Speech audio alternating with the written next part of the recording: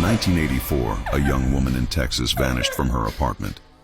Weeks later, neighbors began hearing soft crying at night, always coming from her locked, empty unit. Some thought it was just the wind, or maybe pranksters. But one neighbor, a mother with a newborn, decided to investigate after hearing faint whispers calling her baby's name. Chris. One night, she pressed her ear to the door and heard it, a woman sobbing and begging. She called the police. When they broke down the door, the apartment was vacant, except for a single chair in the middle of the room and the stench of rotting flesh. Forensics found bloodstains under the floorboards, tracing back to the missing woman. But what's worse, neighbors say the crying still happens. To this day, the apartment remains unrented, and late at night, the whispering continues. Please help me.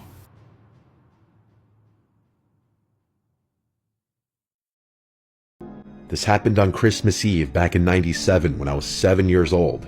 Since we're Jewish, we don't celebrate Christmas, so Christmas Eve was just like any other night for us. Our dad is a doctor, and since he's Jewish, he always works on call at the hospital during the Christmas holidays, so he wasn't home tonight. That just left my little sister and I by ourselves for the evening while our dad worked. Technically, our mom was home, but to be blunt, she was an alcoholic. Back then, being a 7-year-old, I had no idea what alcoholism was. All I knew was that my mom was always passed out once it got dark and near impossible to wake up. Sorry if it sounds harsh or TMI, but it's relevant to my story. My sister and I were downstairs watching TV when we heard a knock at the door. Being the oldest, I went to see who it was.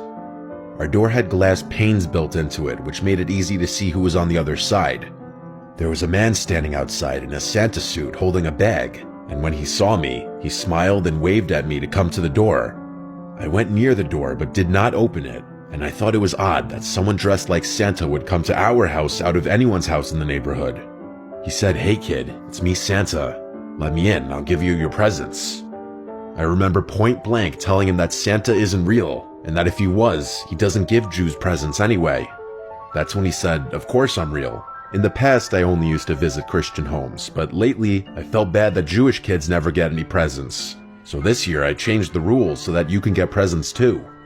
But I didn't buy it, and instead, I remember getting mad at him, arguing that Jews get presents. We just get them during Hanukkah and not on Christmas. The smile fell from his face, and all his jolly charm disappeared as he began demanding I open the door. I told my sister to dial 911, and the guy seemed to run away. We did call the cops. However, unfortunately, the operator didn't understand what we were saying. Looking back, I think she may have thought we were just little kids excited that Santa Claus was coming to our house. Regardless, she didn't take us seriously, and instead just told us that this number was to be used for emergencies only before disconnecting the call. My sister and I now got really scared because we didn't know who else to call. Since we were only 4 and 7, the only numbers we knew how to dial were our home number and 911. And since this is the 90s, my dad didn't have a cell phone yet, and I had no idea what the hospital number was to reach him there. And with our mom impossible for us to wake up, we were essentially on our own. We hoped the man wouldn't come back, but a few minutes later, he was knocking on the door again. He said he knew the cops weren't coming, and to go ahead and let him in, or we'd be in big trouble. My sister started crying and ran upstairs trying to wake my mom. Not knowing what else to do, I did the one thing that made sense to my 7-year-old brain. I grabbed a bunch of candles we keep for our menorah and lit them all, then ran below where the smoke detector was. I blew out all the candles quickly before tossing them all up to the smoke detector. Thankfully, they gave off enough smoke to set off the smoke alarm. As an adult, I realized how stupid this was, and fortunately, I did not accidentally set the house on fire. But at that time, all I knew was that the smoke alarm would instantly call 911 for me and send help to our home. There was a fire department not even 2 minutes from our house, so they got here pretty fast. My sister came downstairs, scared of the fire alarm, but I told her there was no fire and to not go outside, but instead wait inside with me. To my amazement, the guy still did not leave. Instead, the bastard ran to the firefighters, presumably telling them that he was glad they showed up. I remember that he claimed he was my dad, and that he dressed up like Santa Claus for Christmas Eve to surprise us. He explained that his suit didn't have any pockets to hold his keys, and that with the door locked, he couldn't get the door open to save us from the fire, so he begged the firefighters to break down the door. And surprisingly, the firefighters seemed to believe him.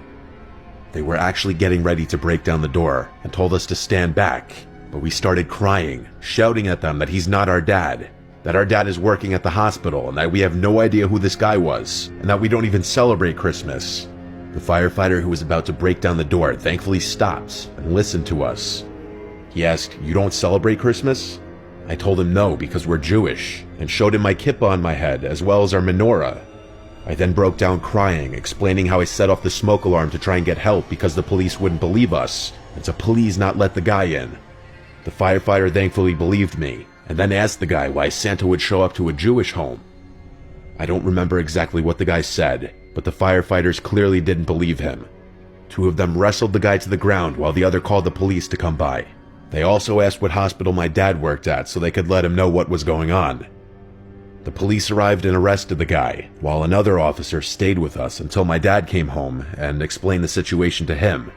My dad was furious with our mom for being wasted and essentially sleeping through the whole thing, but mostly he was grateful that we were okay.